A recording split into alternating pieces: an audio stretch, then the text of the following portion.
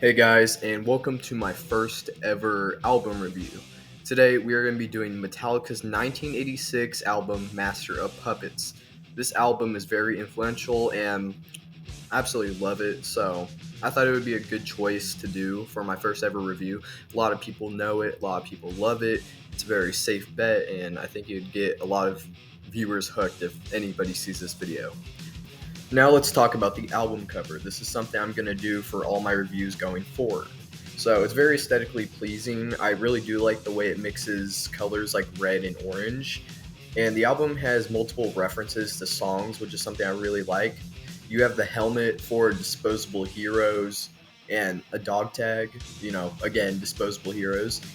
There's also a puppeteer in the sky with strings connected to all the crosses, which I think works really well because the theme of this album is manipulation and things you can't control, which just adds to all the reasons I have to really like this cover. Overall, really good cover. It's really iconic as well, but now that we have that out of the way, let's get into the music.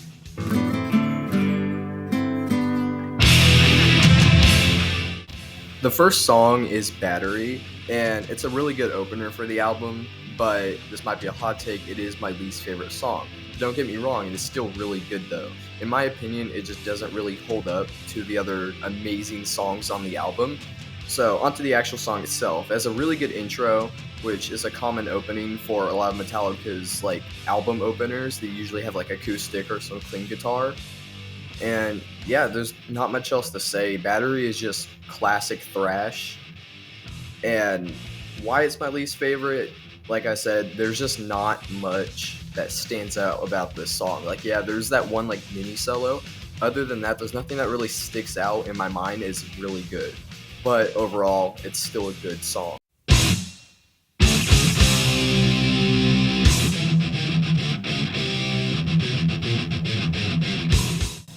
Next song is Master of Puppets, and it's a really strong track and improves greatly upon Battery.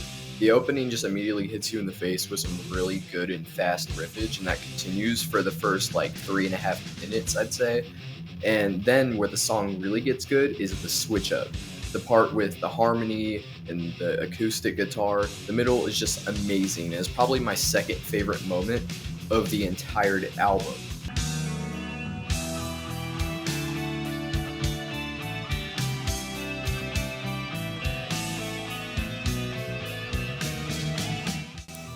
But even after one of the best moments on the album, the song does not stop giving you amazing sections. The build up to the solo is the second best part of the whole song, minus the harmony and that whole section. The chugs are really heavy, and there's a lot of suspension created by this part.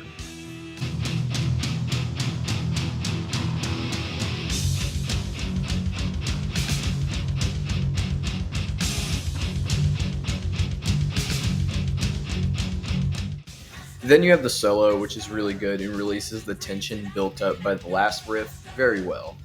And there's something near the end of the song that I don't hear a lot of people talk about, and that is that you can hear a faint guitar sound, or sounds like it's drowning out in the background. And I don't know, it just has so much emotion to it and adds to the outro a lot. And speaking of the outro, it ends with a bunch of laughing, but I think it really works for the tragic feeling of the song, showing that you lost.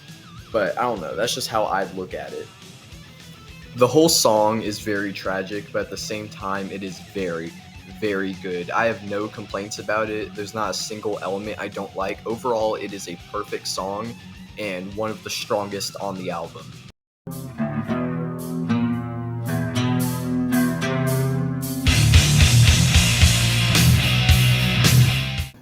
The next song is The Thing That Should Not Be. And before I even talk about the actual song, I want to talk about the theme because I think it's really cool. It's about the character created by H.P. Lovecraft called Cthulhu. And if you know anything about Cthulhu, then you know this is such a cool theme for a metal song. And the instrumentation goes with it so well. The whole song is filled to the brim with chugs and some of their heaviest and best riffs ever. The song also has really cool vocal parts, and it's probably my favorite vocals that James Hetfield has ever done. The lyrics are also really dope. The moments where the song cools down are really nice. And there's also that part where he finally says the title of the song, when usually the title is said every time in the chorus. With this song, it's said only once, which makes it way more special and dramatic sounding. Drain you of your sanity. Face the thing that should not be. There's also the solo, which I don't think I have to say much on. It's simply amazing. It's one of their best solos, might actually be. And one of the reasons I love it so much is it kind of sounds like the embodiment of Cthulhu, but into song form. In madness you dwell.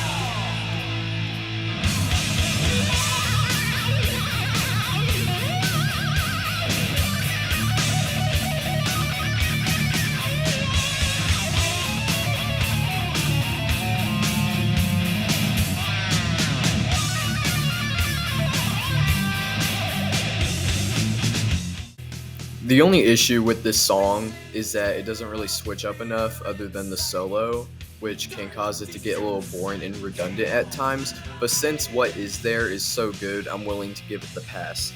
Overall, it's another amazing song on this album, and it's one of the best. Moving on.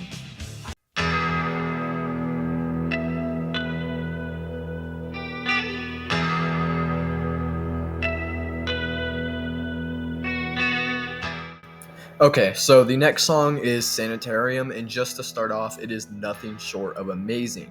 It is this album's ballad, and with almost every Metallica ballad, it has a very important story and a very deep one, so I think it's important to go over that. So, the story is someone who is in a sanitarium because, I don't know, they're crazy or something. And eventually, it starts to drive them even more insane. So the protagonist, along with other people in the sanitarium, rebel against the people who work there. One of the things I like about Metallica's ballads is that they show progress and emotion. They don't just stay the same tone throughout. Over time, they get more and more aggressive. And I think this really strengthens the storytelling. So now that we have this part of the way, let's get into the actual music. So it starts off with a clean guitar intro, and it just has a really good vibe to it. I don't think there's a better way they could have started it off. It just sounds haunting, if I could describe it in one word. There's also 4 solos in the song. I'm not too big on the third one, but the fourth, first, and second one are really good. Mostly the first and second one, though, because just of the sheer emotion they have.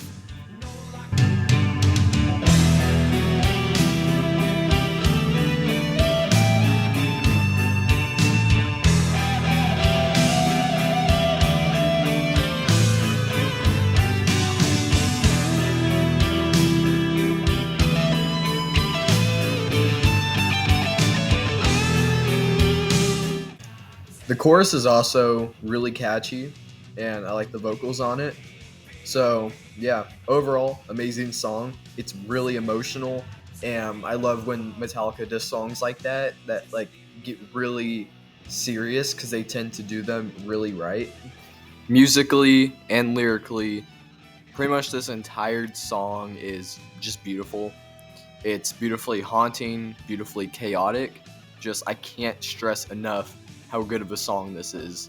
Just the only issue with it for me is the fact that I listened to it too many times, so it lost a little bit of its impact. But I think the fact that I listened to it too many times just goes to show how actually good it is. But that closes out the first half of the album. Now we are moving on to side B. Will it keep up this streak of amazing songs? Yeah, it probably will.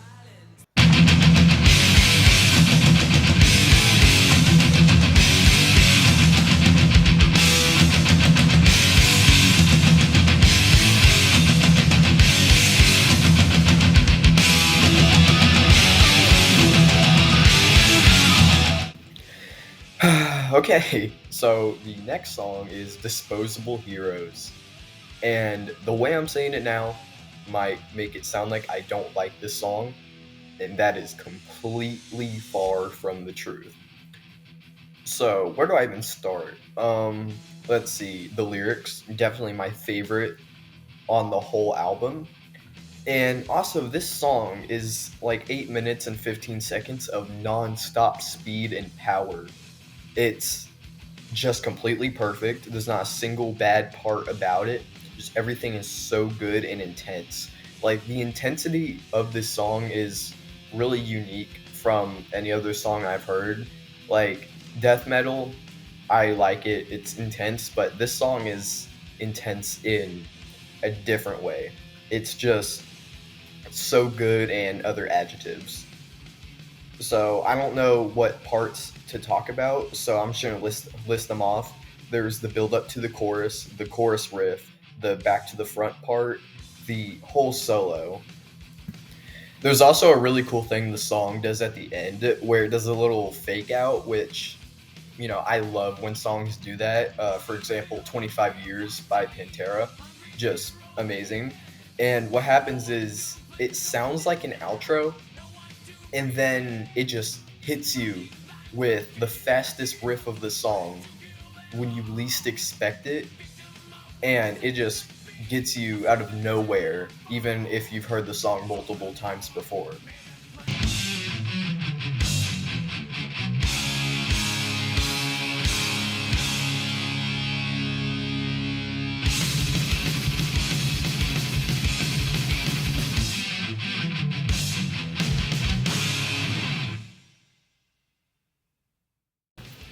I would have to say that out of the 8 minutes of this whole song, my favorite part would be the build up to the chorus riff every time it happens. It's just blistering speed and the intensity, oh, the intensity. And it just feels like for this entire song that Metallica just went all out for it. And another thing, wow, getting to this song like directly after Sanitarium when listening to the album is just insane. And I'm sure if you've listened to the album in full, that you felt the feeling that I felt every time it comes on right after Sanitarium. Yet again, another thing I like about this song is just the way that everything comes together. Like every switch up feels warranted. The vocals complement the intensity of the instrumentation just perfectly. So this seems to be a really popular song for people to put as their top Metallica song ever. And honestly, I really see that. And it's really crazy because on my first listen of the album, I really didn't like it, but at the time I didn't really have a good ear, so really fast music sounded a little messy to me. But after coming back to it, I realized like how good it is and why people like it so much. So I completely agree. And to end off this section, I'm just gonna play my favorite moments and parts of the song. So enjoy.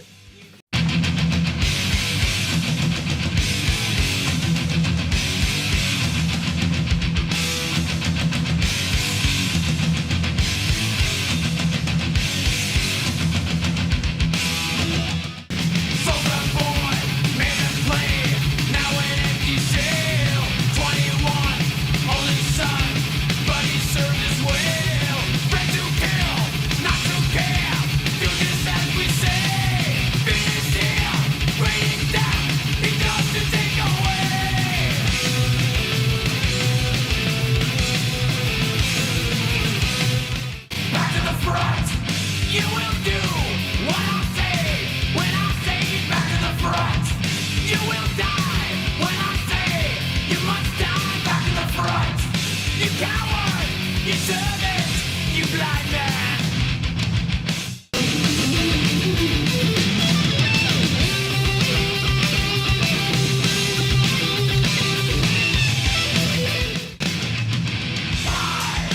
Am I dying? Have no fear. Live a flying hell. Hell is here. I was born for dying.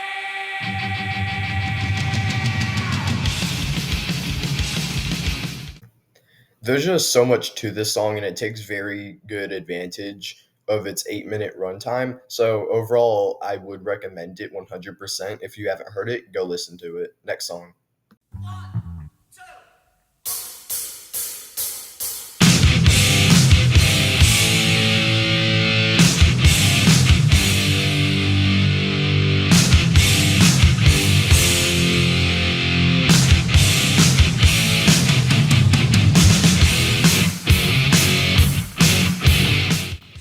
Okay, so the next song is Leper Messiah, and I'm gonna sound like a broken record. It's another strong track because, of course, it is. So, yeah, I'm not touching the theme of this song because religion, opinions, and the internet don't go well together at all. But then again, this whole video is based off of opinions, so I digress. But, anyways, very underrated. Like, this song is not talked about enough, and my theory to why that is because of where it's placed in the album, because you have it right between Disposable Heroes, which is one of the most popular Metallica songs, and then you have Orion, which is Orion. I don't think I have to say anything else.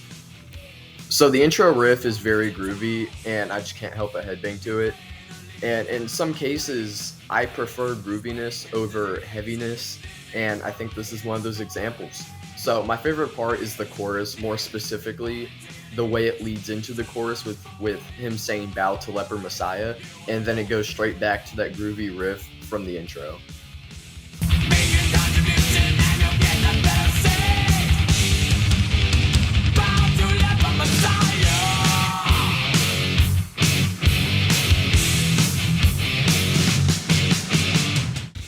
And the build up to the fast riff is so good, and it makes it feel really climactic when that really fast, punchy, and high energy riff actually kicks in.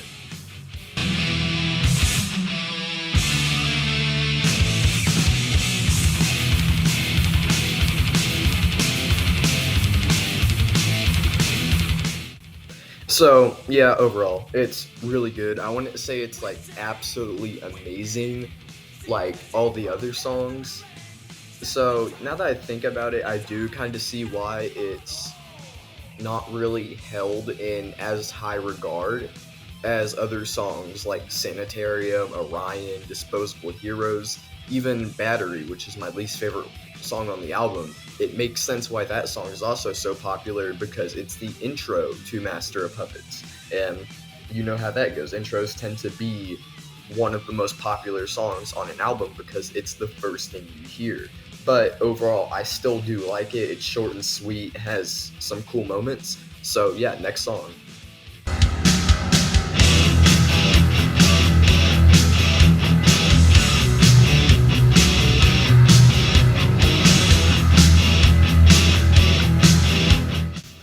Okay, so the next song is Orion, and I would open this up by saying that it's another strong track, but nah, that's not a good way to describe it. This is like Eddie Hall strong. So, yeah, let's see. It's this album's instrumental, and I don't know where to start, so I think I'm just gonna start at the beginning of the song. So it starts off with a really slow, just fade in that goes for a while, and I think this is like the perfect opening for this song, especially because of its length. The whole song just kind of feels like its own movie, like it's just a whole experience. So I think this slow fade in works perfectly for it to just kind of set it up before it goes into that iconic riff, which is really good on its own. And throughout the first like quarter of the song, maybe you get some good riffs, couple really good solos, but where the song really gets good is whenever things start to slow down and you get that bass solo, because holy, that bass solo is probably my favorite part of any song ever. Okay, maybe that's a little bit of a stretch, but it's amazing.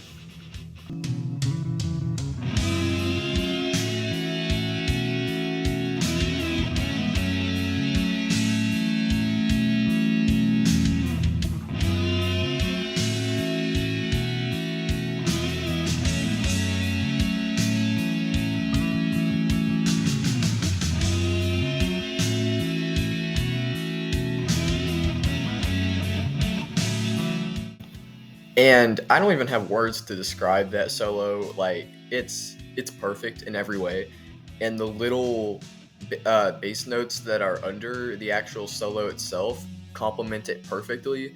And every time it kind of winds up and winds down, it sounds just amazing. And every note in the solo gets a lot of time to breathe, and I really like that. It's just it's so calming, and it doesn't sound like Metallica. It sounds so different from anything else they have done.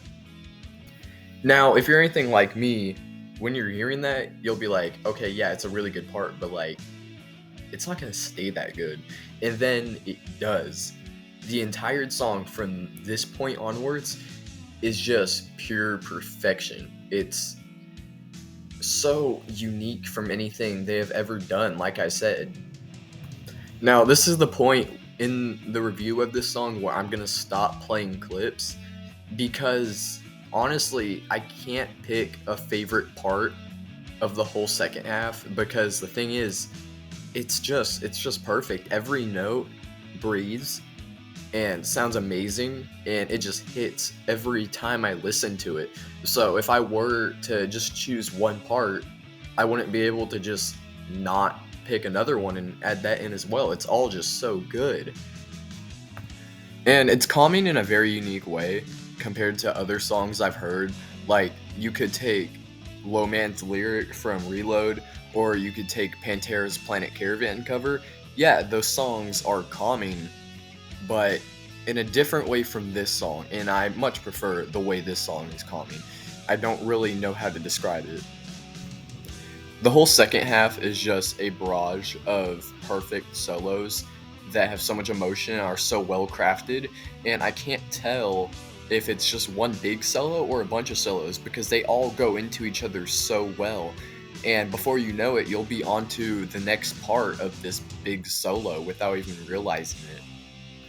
There's only one thing in the song that I don't really know how to feel about, and that's the switch up that happens around the end of the song, where you're kind of in the middle of another really good solo, and then it just kind of switches up and starts going fast, and it sounds a little, but I don't know, because on one end, I don't like it because it just sounds way different from the rest of the song and kind of comes out of nowhere even after hearing the song so many times. But also, it does work in giving the song just a nice outro because then it goes into another like kind of quick riff that showed up in the first half and fades out, which ends the song really well. But I just don't know how to feel about that one part. But in the end, I really don't have an issue with it. If I were to have a problem with this, it's just because the rest of the song is so good and this one part isn't as amazing. So I'm not going to count points off of the song at all just because of a part that lasts like 5 seconds, because that's the only part that I slightly don't like. So overall, I don't think I have much more to say about the song itself. Overall, amazing, perfect, extraordinary. Other adjectives, I could use so many, but I'm not going to. So, emotional ride. It starts off just like another heavy Metallica song, and then boom, hits you with one of the most amazing things that will ever touch your ears and stays like that for the rest of the song. It is just a whole experience, and I can't get enough of it. I have listened to it so many times, and I have not gotten tired of it at all, and sometimes these parts still give me chills. But with this song out of the way, it's time to move on to the final track of Master of Puppets, Damage Incorporated.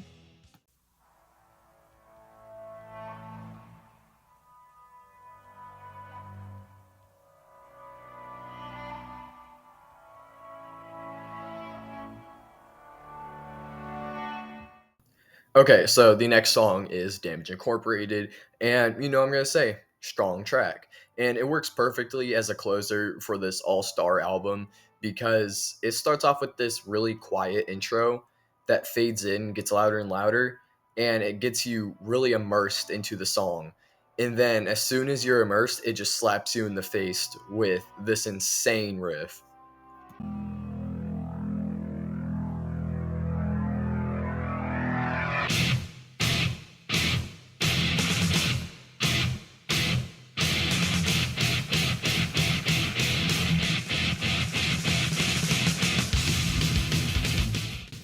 Now, there are a couple of goofy aspects about this album, and they're just nitpicks, I guess. But the first one is it kind of feels like that James Hetfield just discovered cuss words, but then again, it works because the song just kind of feels like rage. So a bunch of f bombs kind of works, I guess. But the thing, the thing I kind of have a problem with is just one lyric. It's only two. Wait, no, it's three words. Wait, no, it's four. I'm stupid. But anyways, he says whenever he's going to the next verse, he says "dying time is here," and yeah, it's a lyric, and I think it's the most uncreative way that they have ever signaled that you're gonna die. I don't know. I just found that really goofy. But jokes aside, where the song really gets good is this riff.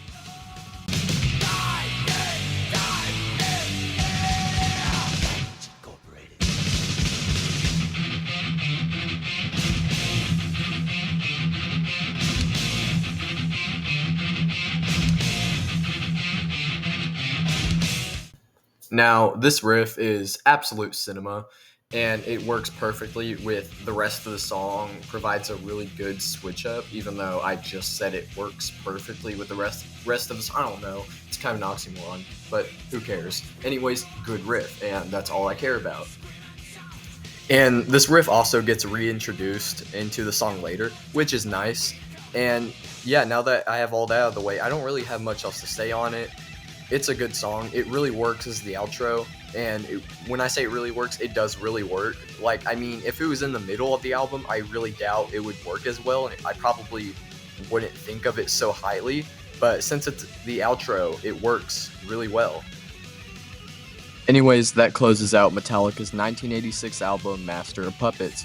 Overall, I think it's one of the greatest albums of all time and very influential as well. It's just one of those classics that if you're into metal, you need to hear it. So overall, let's go through the tracks. Battery, my least favorite. There's not much that sticks out about it. Master of Puppets, pretty good. Some standout moments. Overall, it's just a really good song. The thing that should not be another good song, it can just drag at times. Sanitarium, just overall perfect song. Disposable Heroes, another perfect song.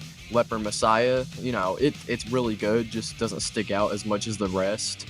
Orion, absolutely perfect, beautiful. You guys already heard what I had to say about it. And then there's Damage Incorporated, which really good, has some goofy moments, but overall really good. So, with all of that out of the way, my final score on the album is going to be a 9.5 out of 10. The reason it's not a 10 out of 10 is pretty much because Battery is a little below average, and there's a couple goofy moments on Damage Incorporated.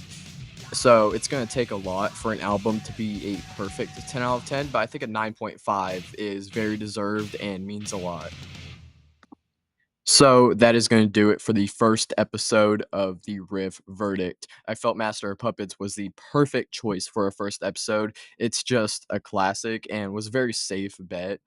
And maybe next time I might dabble in some death metal. I don't know when the next episode's going to come out. This one took a pretty long time, mostly because of procrastination.